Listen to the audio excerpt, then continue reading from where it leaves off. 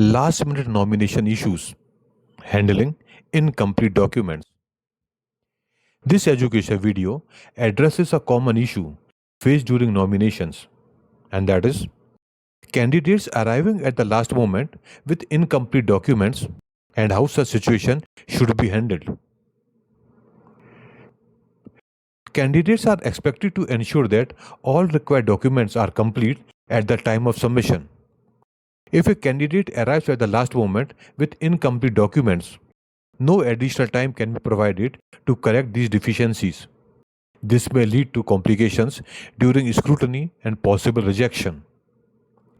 However, there is limited flexibility under the rules.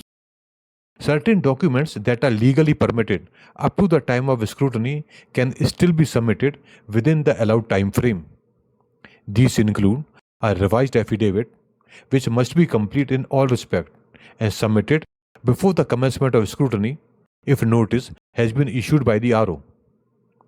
The candidate must also take the oath after filing the nomination paper and before the date fixed for the scrutiny. Additionally, a certified extract of the electoral roll can be submitted up to the time of scrutiny.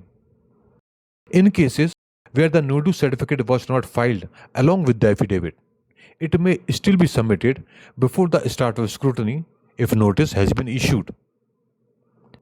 In conclusion, while certain documents can still be submitted up to the time of scrutiny, candidates should avoid last-minute submission and ensure complete documentation in advance to prevent any risk of rejection.